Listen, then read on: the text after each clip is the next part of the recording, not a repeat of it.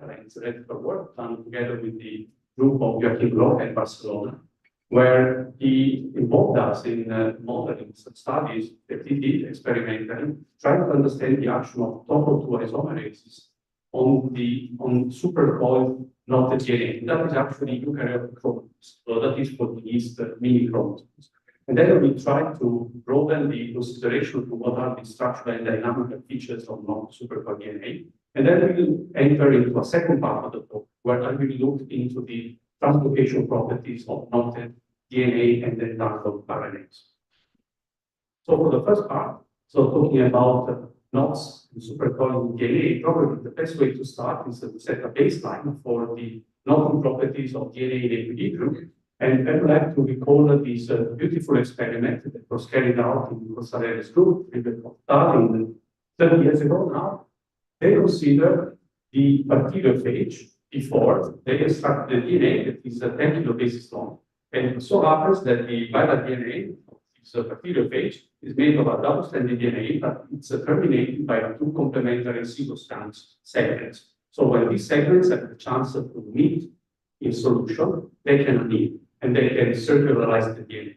So at that point, any type of physical entanglement that you have in the DNA can be trapped as a product of topological state, which then experimentally can be revealed using a technique that at the time was very light, was developed in several decades before, that is gel electrophoresis. So the collection of DNA molecules that you fished in solution after you had the chance to equilibrate them were run through a gel. DNA is a charged molecule, so you place an electric field across the gel, and the DNA migrates under the action of the electric field.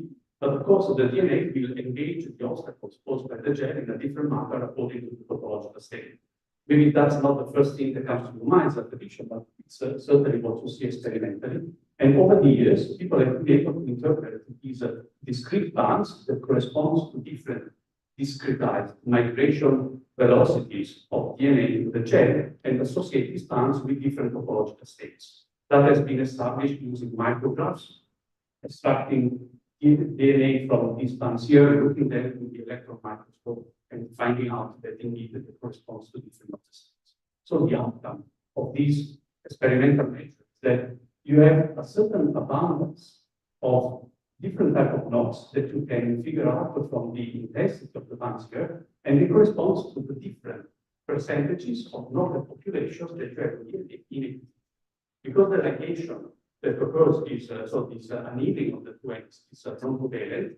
DNA can open and close again. You really capture the equilibrium and tangle state of the DNA as normal. There is no activity involved whatsoever. And so for these 10 kb long stretches of DNA under some concentration of salt that somehow mimic physiological condition, you end up having 3% knotting probability.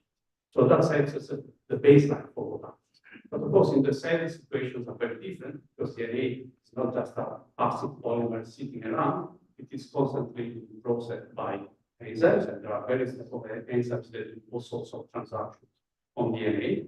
And one of these enzymes, of course, is very well known to most of you, is topo 2 isomerase, so which catalyzes double-strand passages of DNA. So when you have two segments of DNA that are just opposed, the topoisomerase can actually turn an underpass into an overpass in the other way around, as you see here.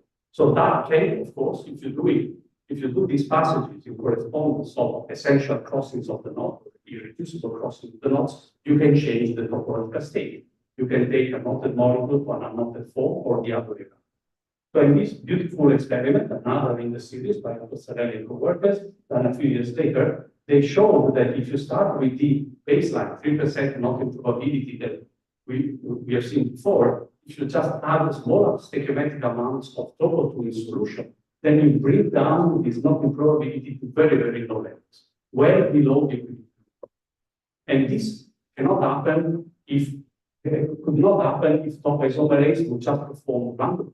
So somehow topoisomerase that works by consuming ATP, so it is an equilibrium process, is able to make some local choices, so exploiting some geometrical features induced by the topology of the DNA and performing with much higher probability the crossings that do not the molecules rather than those that do not. And there are many interesting suggestions for what exactly these geometrical features can be, and some very nice and very convincing to me suggestions were made by Lynn and co-workers that essentially were able to figure out that the genuine essential crossings of knots, the irreducible crossings, they typically correspond to class juxtapositions of DNA. And so if you preferentially select those juxtapositions, you end up to do the crossing, you end up a knot in the molecule. So this is something. And this is meant to be a very important feature for the cell life, because if you were not able to get rid of knots efficiently inside the cell, then of course this would be very detrimental, that all the enzymatic machinery would be stalled in their processing by the presence of knots. So this sets the stage that everybody knows about. And probably the result that is less known about 5 years ago from the experimental group of Broca, that somehow surprises a lot the community working in DNA topology, because it showed by doing very careful and delicate, technically very challenging experiments using two-dimensional general electrophoresis with very high resolution, he was able to show that DNA, the mini chromosomes of yeast, so these are circular DNA, it's not naked DNA, it's eukaryotic DNA, so it's DNA wrapped around the nucleosome, so wrapped around the blocks of proteins. In vivo, is noted. And you have about a 2% knotting probability for these mini chromosomes that are about 4.4 kbs long. And the amount of content of nucleosomes is about 25 species. So they were able to make these measurements on DNA extracted in vivo from yeast, fixated, and then did the measurement. So that is truly an indication that it's not an overwhelming knotting probability, it's a few percent, but it is definitely there, and the yeast cell is able to cope. And so, of course, this prompts lots of interest and also trying to understand better what exactly is going on, why these knots are there. Also trying to get a hint about the microscopic mechanisms that can underpin this presence of knots. And so this was part of the second experimental study that they carried out, where they involved us as a modelist to interpret the layer of their experiments. And so I will try to give you our physicist 4 months view of their experiments, which runs as follows. So they considered the same mini chromosomes that I talked about, 4.4 kbs long. It was constantly, there was constant transcription activity, meaning that there were enzymes that were constantly transcribing these mini chromosomes. So that means that an enzyme sits on the DNA, it opens up in order to produce the RNA transcript. And as you open the DNA, because the molecules is twisted, you create a wave of over-twisted DNA in front of you and then of under-twisted DNA behind.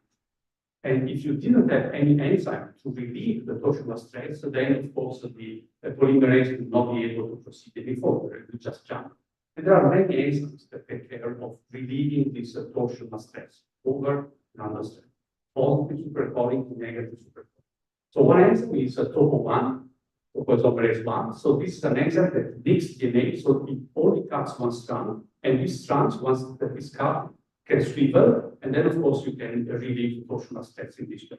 But then you can relieve it also more effectively by cutting the entire double strand of DNA. This is what topo2 does. And at one point you are more effective because you relieve faster the torsional stress. It turns out that topo2 has a higher preference for working in the positive supercoiled region. So in this region here, that is also associated with a higher density than the region that is negatively supercoiled. Lots of information to process, certainly for me as a physicist, lots of details, biological accidents, so it is.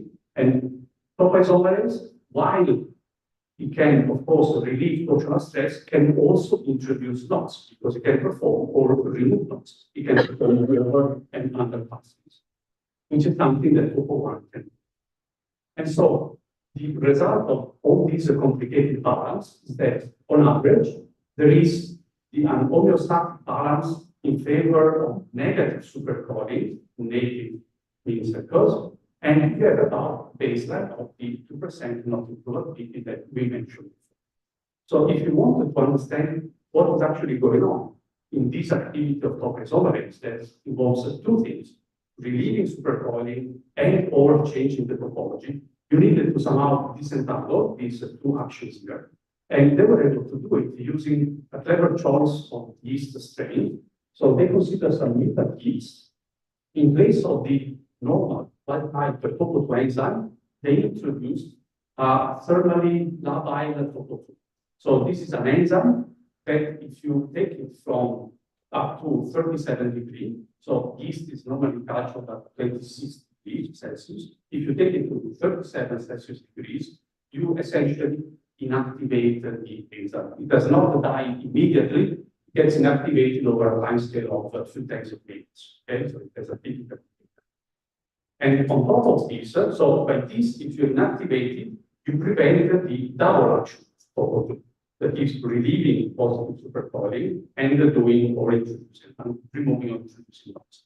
So to counter one of the actions, removing positive supercoiling, they introduce another enzyme, which is what is depicted here. So it's an enzyme from bacteria, from the bacteria, top 8 enzyme. So this enzyme preferentially relieves negative supercoiling. So the net effect is that with this enzyme, you introduce positive.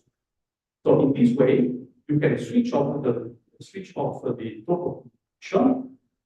You don't relieve through topo2 positive supercoiling, and you don't do the stamp passages that can change the phenotype, but you increase positive supercoiling thanks to the presence of the enzyme. So in this way, you got the two wheels, you can play with them and separate the action of relieving supercoiling from the action of changing the phenotype. So the result is that if you inactivate topo2, not inactivate, but if you inactivate the topo2, you see a boost of 25 times, not 30%, 25 times of the knocking probability in the mean, which is something that at first sight is a little bit mind-boggling. So here is what happens in the situation where the enzyme is kept at 26 degrees, so topo2 functions nominally. Then you raise the temperature to 37, you would expect maybe not to be introduced anymore, but actually they are introduced with a much higher level. So this, of course, calls for an explanation. And an explanation comes quite naturally if you follow in time, which they did, of course, experimentally, the details of what is happening during this process here. So instead of just looking at the end result after 1 hour, they monitor what was happening to supercoiling and knotting separately as a function of time. So they were able to look at supercoiling and knotting by doing gel electrophoresis in 2 steps. First, you do gel electrophoresis to reveal supercoiling, what is happening there. And what you see is that because you have these exogenous top 8 enzymes that introduces effectively positive supercoiling, you keep introducing positive supercoiling all the way after inactivation, because topo2 is not capable of relieving it anymore. And then in a second step, they nick the DNA, they do another gel electrophoresis, and this time the gel electrophoresis becomes sensitive to the knot state of the knot. What they saw is that the percentage of knots saturates after a few tens of minutes. That is the lifetime of the top isomerase after it has been thermally inactivated, and then it returns. So essentially, what Supercoiler comes to that time. is it the supercoiling that? That all comes to that time. So much. Yes, exactly. So, Yeah, it's essentially what supercoiling does is that it compactifies the DNA, and topo2, which cannot keep up by removing the positive supercoiling, has an overwhelmingly complicated and compact structure acting randomly on it, or even not randomly on it, is not enough to get rid of all the knots. And actually, because it's so compact, maybe the information about even these juxtapositions are not revealing anymore about the genuine topological choices. So topoisomerase works, but it actually introduces many knots rather than removing them because the state is so tangled. And you can see that topo2 is inactivated, you have no knots here, and supercoiling keeps increasing. So it means that truly it's not the top A that is introducing knots, that is introducing only supercoiling. And so the interpretation of this, the hypothesis, was that knots are introduced by topo2 that is acting on this compactified positive supercoiling. So here we can be, yeah, Renzo? I'm sorry, maybe I missed the point. Yeah. When you say at the increased temperature, you also mean that the increased temperature compactifies? No. So the increased temperature, just inactivates the enzyme, not the yeast, the enzyme. So the enzyme is not able to perform its two jobs as effectively. So it's not an immediate switch, but over a time scale of, let's say, 20 minutes, typical decay, it cannot release supercoiling. So it keeps doing the stem passages, but they're not effective at removing them. But what we see, they are very effective at introducing knots. So essentially, the message is that when topo2 is active, it is presented with a very complicated and complex structure. But because it acts on it, it can release supercoiling, it becomes less dense, and at that point, it is also very effective at removing knots. But if it cannot get to that stage because somebody else keeps the supercoil domain compact, then at that point, you see the transient action of topo2 that otherwise would be mass for you, and it's introducing lots of knots while it is relieving supercoil. Is it clear? Because I know that there are many steps, it took me a while to figure them out, but hopefully it is okay. And if you read the paper, they've got many more experimental controls. So in any case, the hypothesis was quite clear, and so we came in helping with some postgrad models, trying to understand to give some quantitative substance to this picture here. So this is the picture that you have in mind when you think of eukaryotic DNA. So you have the DNA filament wrapped around the nucleosomes. And so we modeled that very crudely as a chain of beads, each bead representing a nucleosome. So we have 25. The average length of the linkers is about 200 bases. You count how much DNA is wrapped around the crystals. And so very crudely, we treated the linkers as infinitely thin cells. So this is really a caricature. But the less you have, the more transparent the result. So it certainly is not realistic. And we allowed ourselves to use one free parameter to fix the properties of the model. That is the length scale between the ratio between the diameter of the beads and the length of the segments, because that only now to some extent. And we fixed this relative size of the effective monomer size and the linker length, such that you have a knocking probability of your ring of beads of about 2%, which is the baseline probability. So you choose the geometry so that on average you have the 2% knocking probability. That is for the ring of beads left alone. And then we mimic the effect of compactification by doing a spherical confinement of increasing degree, so putting the ring of beads in spheres of smaller and smaller radii. The radius of gyration goes down, and as you decrease the radius of gyration, as you compactify isotropically, the bright in absolute number increases. So that is a crude way to mimic the effect of supercoiling. Very good, very good. What is interesting is that, and maybe not unexpected, is that as you decrease the size of the confinement sphere, the knocking probability shoots up. And there is a level of compactification where you actually come very close to match the experimental enhancement that you see of the various type of units. I would say the agreement is very good considering the simplicity of the model.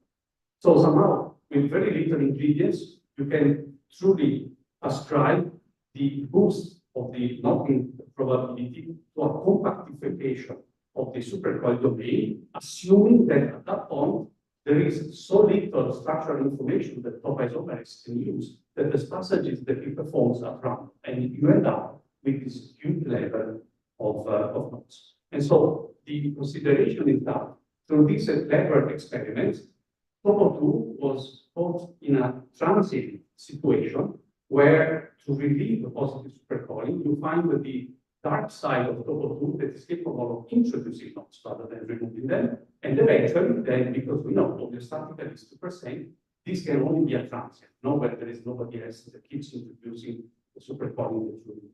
And so, if it keeps going, relieving supercoiling makes the domain less dense at that point that the correct identification of the cluster points can kick in, and you got the true simplifying action of the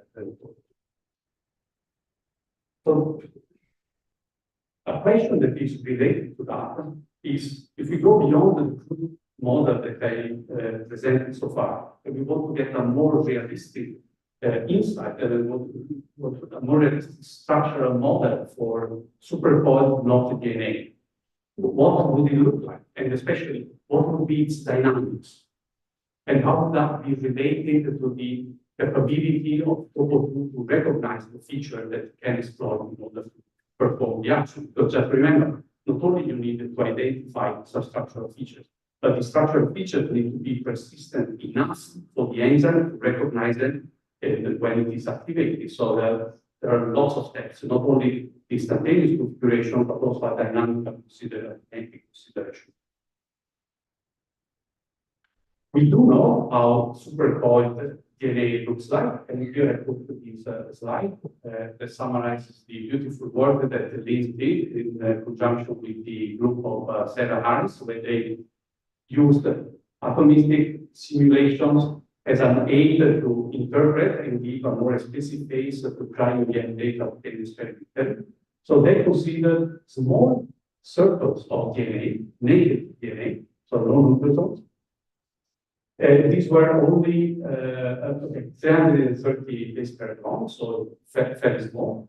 Supercoiling was introduced between, and as you can see from the sequence here, despite that you have the constraint of supercoiling, the rings are so small because it's just how much is that? A couple of persistence length, right? Because it's persistent length 50 nanometers, 150 base pair. So to essentially a full length, you can see that there is a huge structural variability compared to what you would expect. And I think this was the main message of that study. But we have no idea of how, in detail, knotted supercoiled DNA looks like. We are not the first to ask this question.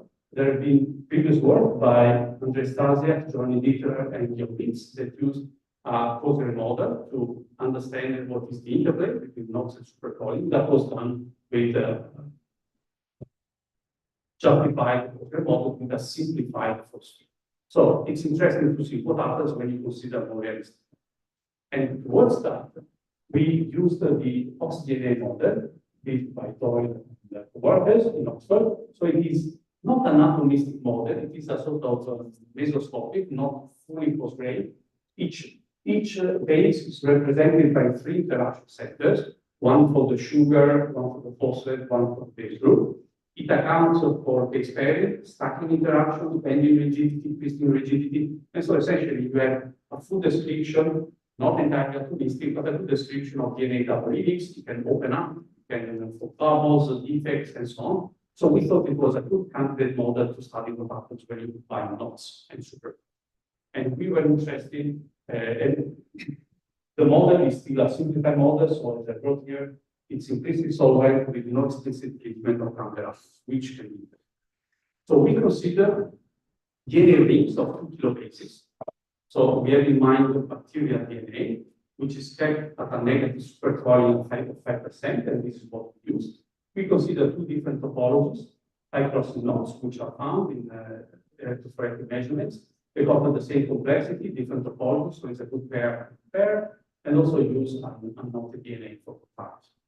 And we use methods I can tell you more about, but I think otherwise I would run too short of time, to identify where is the knotted portion of the molecule, so you know what is the knotted state, but you can actually pinpoint the physically knotted region, essentially by considering some portion of the DNA rings. So you've got various segments of open chains, and by closing them, you can find out what is the segment that once closed gives you the same topology of the entire ring. And that is the best candidate that you have for the physical nodes. That we use to say how long is the, how concentrated it is. And then we developed an algorithm to identify the amount of vectors that are present in the tree. So first we see a large variability, structural variability. Of course, we have a chain that is now almost 10 times longer than one considered by me, so you expect that. But if I cover these tests here and tell me which are the noted and which are the noted silhouettes of the DNA, probably you wouldn't be able to identify them. They look very similar. They present themselves with a number of vectors varying from 1 to 2 and greater than 3, so 1 and 2 are the most abundant, quite comparably across the 3 different topologies considered here. And then we try to look whether there is a preference for having localized nodes versus delocalized nodes. Previous results, the one that I mentioned before by Staszek and coworkers, they argued that supercalling was facilitating the localization of nodes and thus facilitating the recognition of essential proxies by part of the isomers. So we find out this is the plot where you have the radius observation, the length of the noted region. So small nodes are here. They are mostly found in correspondence of configurations that have only one vector. But if you go to configuration that have 2 vectorings, you see that the node in this case is delocalized. So, and that is a fairly frequent situation. So things are more complicated than one would have expected. And possibly they pointed to a possible unexpected challenge that Professor Mares has faced. Then we went to look into the dynamics of the system. And we initially what we did is we considered first unnoted ring with supercalling, and we tracked as a function of time, here is time. This index is the B index, the base index along the chain. So it goes from 0 to 1,000 kilobases, and of course you have periodic boundary condition because it's a ring. So here you can track where the vectors are as a function of time. So when you see more colors, it means that you have more than one vectoring. So you see that there is lots of activity going on with branches appearing, being absorbed and reappearing again. And then as a control, we looked at a knotted ring, phi 1 knot, that is nil. So without a supercalling. So supercalling and no knots and no supercalling. In this case, over the same simulation time scale, you see that the knot goes around a lot too. So it moves along the chain. But what happens when you combine the two? You look at a knotted ring with supercalling. The picture changes completely. And we were not expecting to see that, but I think you can see it with your eyes too. Now the dynamics becomes completely stored. The vectors are locked, the knot is locked, and especially the boundary of the knot is very persistently locked in a precise position for a very long time. It's difficult to do a mapping, a realistic mapping of simulation time and real time.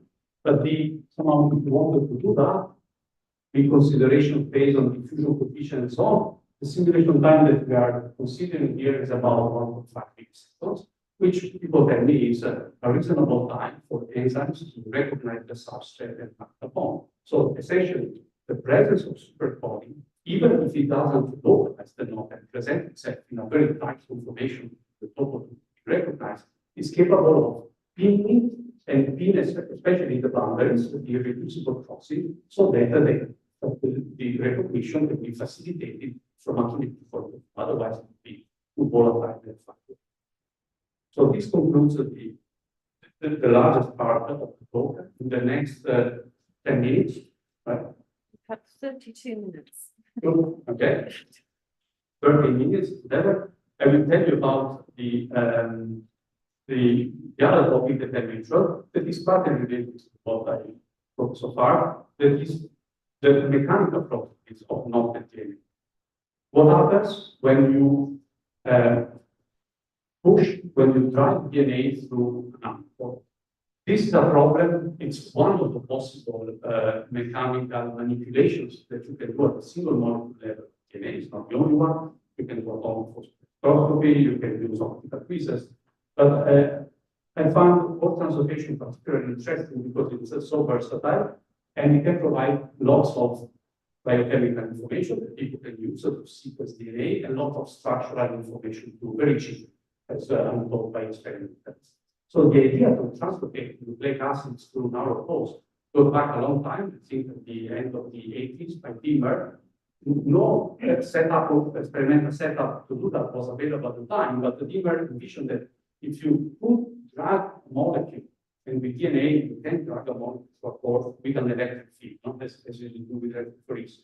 To a pore that is narrow, you can be sensitive to the detailed chemical features by measuring properties such as the current of ions that are passing through the pore. Because the pore is very narrow, whatever is passing through the narrow thin pore is sensitive to how much of the pore is being obstructed by the chemical groups of the molecule. And so if you have a base or another, this is your sequence, then you will see as a function of time a signal in the carbon that is quite distinctive on average for the various bases that you. So I'm told by practitioners that this is a much noisier technique to sequence DNA than common PCR, but it's a very useful technique for other features, especially to probe the structural properties of molecules. Another related aspect to that is that when you have DNA that is packed tightly inside by a capsid, it needs to be ejected from another pore. And we know that DNA can be highly known. So this is a situation where you wonder what happens when you wanted to eject a knotted DNA from a virus. The virus is obviously capable of doing that. What is going on? Why doesn't it block the pore? So for the same reason, we ask what happens when you try to track knotted molecule through another. So first, I want to give you just a qualitative flavor of the translocation process of a flexible chain. So these are flexible chain of 15,000 beats. It is made to model fully flexible, single-stranded DNA in high large concentration of chemicals. So this is an equilibrated chain which has been primed. One end has been primed into a pore. Certainly here there is a pore. There is no knot in this molecule here. And if I play the simulation, I will play it again from the features, but now we can take in the overall picture. So what is going on is the following. First of all, let's look at the end result. You see that here the end result is much more compact than I started with. And so this is how we start. It's compact because it does not have time to relax yet. There is no bottom here that prevents its expansion. It's happening so fast out of equilibrium that it can. And then the force is applied only here at the pore. And you see that the result is that the force introducing the propagation of a tension front that invades the chain. The chain is a fractal because it is a polymer. It has a fractal dimension equal to nu. Nu is the metric exponent. The rectified chain becomes longer and longer when everything is rectified, it goes to very, very. So this is very well understood. There is a large body of literature on the properties of unknotted DNA. Much less is known, was known when we looked at the problem about a decade ago for the translocation of knotted molecules. So this is a chain of the same length, equilibrated, like one before, but this one is knotted, and this type in a figure of 8. What happens when you translocate this chain? So I tell you what we were expecting. We were expecting this chain to stall the translocation process, and so the purpose of our study was to tell experimenters, look, if you want to translocate longer and longer filaments, you need to be careful because at one point you will certainly fish with very high probability a filament that is knotted and you will probably go. Okay, so that was the idea. And so you can imagine our surprise when we saw that this is the knotted chain being translocated, and believe me, it's knotted and is capable of translocating through the pore with no problem whatsoever. If you're not convinced that there is the knot, here is a close-up. Actually, I think you can see it here. There is a little clip here. That is the knot. Here is a close-up. So the knot initially is up there, because it's controlled by liquid group.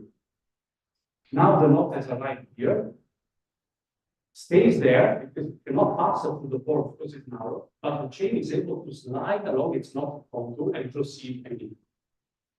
So this is not what we had predicted, but of course, as you see, if you are a physicist, you come up with an explanation for that. Of course, you must acknowledge what the model tells you. And in this case, with a little bit of reasoning, it was clear that maybe this was bound to happen somehow. We think of the beads as physical beads, but actually these are interaction centers that experience a corrugating potential as they slide along the contour. So it's true that the potential is rough, but thermal fluctuations may be enough to allow you to overcome these barriers, and you have a hard time go through what you're able to go through. But then you also understand that if you make this barrier higher by pulling with a larger force, so causing a tighter interdigitation, then you should be able to stop the process. And this is exactly what happens. So it's the same configuration, but now I've increased the force really by an order of magnitude. And now you see that the chain does not proceed anymore because the knot is too tight and the chain is not able to slide along very tight. So the conclusion was that if you have an open chain and you pull it with a delicate force, then it goes through almost like an unknotted chain. Then if you keep increasing the force, you find out that there is a slowing down. And then if you keep increasing, you see that the slowing down, it depends on where the knot is exactly on the chain, it changes from sample to sample. You can completely stop the transportation process. Okay? And then this result has been found also in other systems, proteins. There is very recent work of people in this room, so Jackson also plots on knotted proteins and linked structures. That I think reinforces how much pore transportation is important and relevant for research. Probably of interest to this community is the fact that we also try to translocate different types of knots, and especially composite knots, to see what happens. And you see that the response is very rapid across knots. Certainly, you would have no difficulty spotting that if you have porous knots, typically they jam less than twist knots because you have to clasp. But very interestingly, if you go to composite knots, if you have 341 followed by 61, or you have 61 followed by 31, then the response can be very, very different.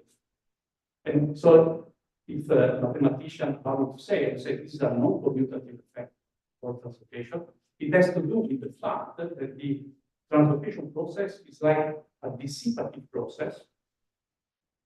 We measure that. You're actually applying a force here, but there is so much dissipation that goes on the knot that very little force is transmitted to the chain beyond the knot. So whoever takes the heat, because it's at the pore entrance, acts matters, because then it transmits in a different way, a different force to the second one. It's very much out of it.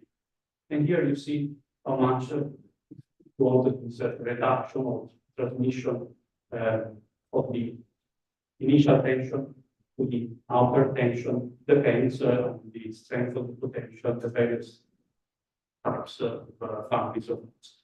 And you can even get a mechanistic understanding of what goes on. Essentially, when you're pulling, the bond that is most stretched, the largest deformation, is typically at the entrance, but also at the end of the knots. And these are features that are very different from porous knots. This incidentally clarifies why there is no issue with the ejection of knotted DNA from viral capsid. First of all, DNA is compactified typically in material phase capsids that have a typical cross dimension of 50 nanometers. That's about one persistent length. So DNA is packed very tightly there. It wants to be very smooth, not like the largest possible radius of curvature, staying at the outer surface of the capsid, and the knot, therefore, is delocalized. So that helps a lot with the ejection process. You get very few storage, But then we also know now that even if the notes were tight, it will not cause necessarily a problem. So I think that solves many conundrums that people have thought about. In the last 3 minutes, I will just give you a very qualitative flavor for a more recent part of the work that we did, where we translocated molecules while disrupting their molecular structure at the same time. So in the case of DNA, that is relevant precisely in sequencing context where people translocated DNA, but not as a double-stranded DNA. You put only one of the strands in there. So as you translocate it, you are unzipping it. So we have a recent paper out, we not think that. I would like to tell you more about, because this is more interesting from the, let's say, the entanglement point of view. What happens when you translocate an RNA that is found in a certain class of viruses, like Zika viruses, viruses of the flavivirus family, dengue virus, or nasty viruses. So their genome is protected from degradation by exonucleases, which are the enzymes that are recruited by the immune system, is prevented to be destroyed by the presence of these structural moduli that are very short, 70 nucleotides. And you see the structure of those moduli here. They are very complicated for being so short. I think people that have a trained eye on this recognize several pseudomotic structures there, not show them in a minute. And so somehow this structure is able to stop the action of exonucleases, not only of the natural organisms that are infected, but also others. So that points to something that is really inherent from the structural point of view about the resistance of that. Notice that it's not a resistance just to food, because the RNA is replicating, and it's actually replicating from enzymes that work from the opposite end compared to the exonucleases. So that motivated us to look into what happens when you translocate the molecules from one end from the other. The story is long, so here I just want to give you, for those of you that are familiar, I want to give you a flavor for the structural complexity of these short molecules. Here you see a two-dimensional representation of that with the PK means pseudonodes. I would say pseudonode-like structure. They're not the structures at all, but they are complicated long range contacts. So you see, it's quite rich for being such a short molecule. So we translocated the molecule from one end, from the other, also pulling from both ends. I want to give you just the result of what we found. We found that when we were putting the molecule from the end presented to the exonucleases, so the one resisting degradation, indeed we found that the molecule was withstanding much higher forces than from the other end. And the reason is that as you put it, I hope this 3D view is clear here. As you put the end has a lot of interaction, a lot of base pairs with the surrounding structure that embraces it. And as you put it, this surrounding structure essentially closes strands. It tightens the molecule and makes it more difficult to pull it. It's like a sort of a secondary effect. You apply a force and the molecule actually resists the application of a higher force. No such effect is present if you apply it from the other hand. You apply a force and it just force. So it's a very sophisticated mechanism that we are now trying to find out how much is common among viral RNAs that are where pseudonodes abound. So they have these kind of features. So that was the last slide, hopefully done. So this is a recap of the points that I captured, and I would just mention all the people that collaborated, and so Romania, long-time collaborator, Antonio Suma, to the course of the video. Thank you very much.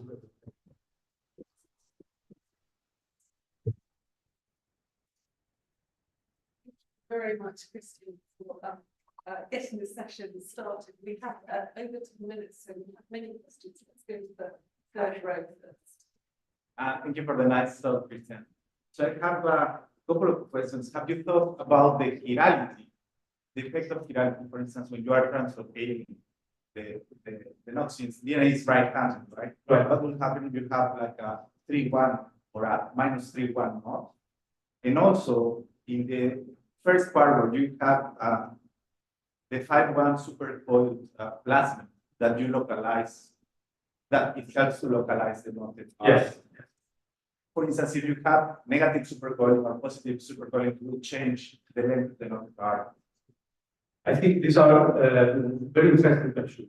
And we have become recently aware, because we are working on other aspects where DNA and RNAs comes into play, and also the sign of supercoiling. So we have no results in connection to your question, but I think that oxygenase would be a good model to study them too, because we find out, so we're now doing studies for other reasons of DNA distortion that is translocated under the actual portion, but we've not gone into the additional presence of nodes. And the response that you see from simulations, whether you apply the portion in a positive or negative sense, is different. So we think that oxygenase would be a good model. We are collaborating with experimental people to read the case. So we have no results, but I think it's a very relevant. Yeah. I have this simulations where we have a 3-1 and a 3-1. Okay. It seems that uses in a different. Okay. Okay. Yes. Yes. Thank you.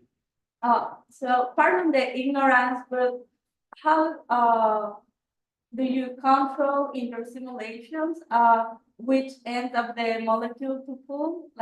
Like in the RNA molecule, you were like from the Yes. leading to the board. How do you control which end, like the 5' to the 3' end? Right. Okay. So the model that I use here, just to be clear, it's in this case a holistic model from the structural point of view. So we have all the chemical information. So the two ends are inequivalent from the chemical point of view. So we know them because we take structure from the TDP, so it's very clear which end is which. The model is, for completely, I want to say the model is simplified in terms of potential because it's a co-model, so it's a native centric model. So the potential is just the data induced by, let's say, the native structure. So because you know these ends are labeled and you are respecting the chemical structure, then it's very clear. So you just construct, if you wish, by hand or with an algorithm, which end you want to bind to. But I answer the question. yeah, but can you do that in people? Like, would you control? Okay. So I only do, we only do simulation. So, but your question is, I think is relevant, I understand it, because from the experimental point of view, when people want to pull nucleic acids or RNAs to a pore, they need a lead to do that, and this lead attaches preferentially or almost invariably to only one of the ends and not the other. So experimentally, it would be difficult to do. I've been told that you can work around that and pull it, so it would be a challenge for the experimentalists, but it's not for us. We have a lot of problems.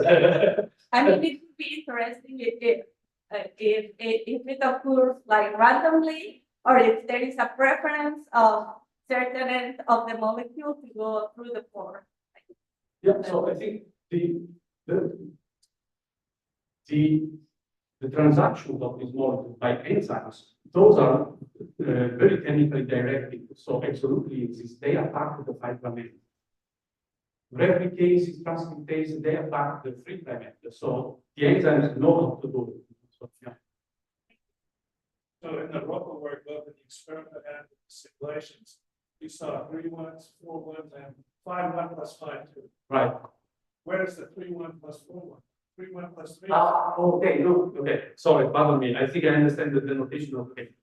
5 1 plus 5 2 does not mean composite. It just means because experimentalists cannot resolve them separately, it's the combined population of 5 by 1 and no, composite. Oh, okay, thanks. So be careful with the notation. By 1, comma 4.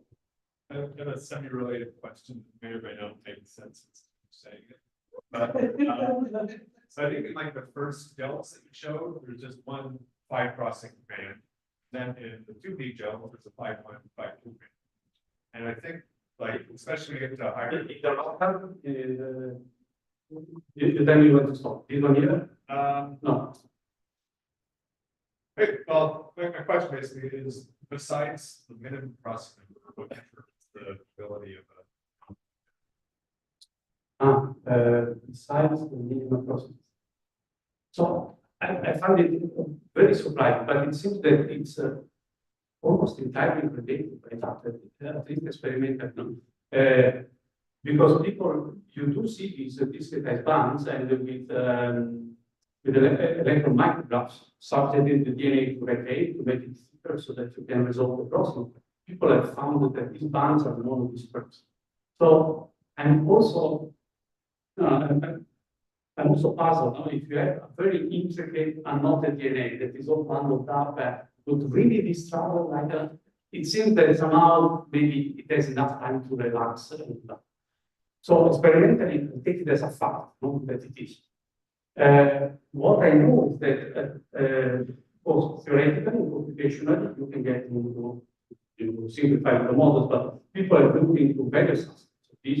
People have likened generator-free mobility to sedimentation experiments, and people have done also experiments, lot of computational experiments, both with a fixed shape of the knot and the shape of the knot being deformed by the flow.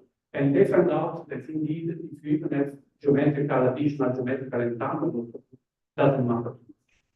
Torus maps, will give it twist. Yeah. The same cross. Except phi 1 and phi 2. Oh, there's a difference. No, there's a difference in 2D gel, you can resolve phi 1 and phi 2. Yeah. I think, I'm not sure if it may be a. I don't know.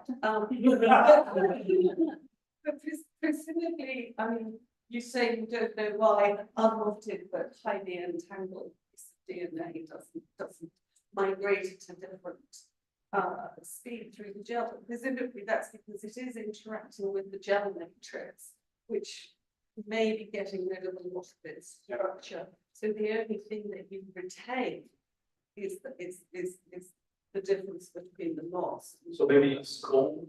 I don't know. I mean, we use denaturing gels, which would get rid of the knots. So let's just say it's not defined. Well, I have a, I'm sorry, I have a kind of mathematics question. Has to do with geometry, but maybe somebody here has some information. Suppose you, I'm phrasing this in a bad way. So compare the idea. Suppose you have a curve that is highly convoluted in a spherical form. I care about the spherical form. It's feeling more or less the spherical form. Can anybody prove or has been proven right of this curve is zero? I don't know if it has to be zero. I'm asking. Okay. Yeah. Anybody? Does anybody have the? I think so, but I can't. Perhaps they sort of wind around this way because it's Yes. a photo click. If it's randomly embedded, sort of one. I mean, we've done some simulations. Yes. What do we get? On average, the blind was very close to zero. But you we measured it, and it's don't work with the video. We measured how much the mean square fluctuation of the blind was increasing in confinement. And we found an R square root R log where R is the radius of the time. So that's what we found, or one of the. But whether it's an exact result, but I don't know. Empirically, it seems that it is. I think it would be something new. As in, The result on torsion of the current sphere. Yes. Total torsion is I appreciate it's a basic question. Yes. We have time for one more question.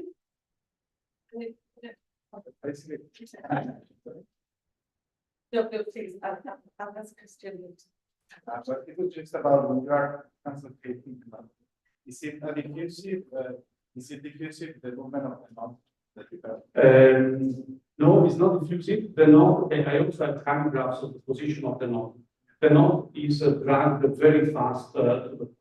When you have composite knots, that is different because there is less tension propagated after the second knot. So if you have a very long chain, the second knot might even escape because It's essentially the rope is not pulled under its feet fast enough.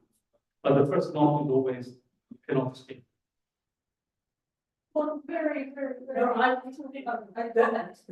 comment. It reminds me of the solid art propagating along the elastic film. That's Thank you. No, no, Can we thank Cristian again?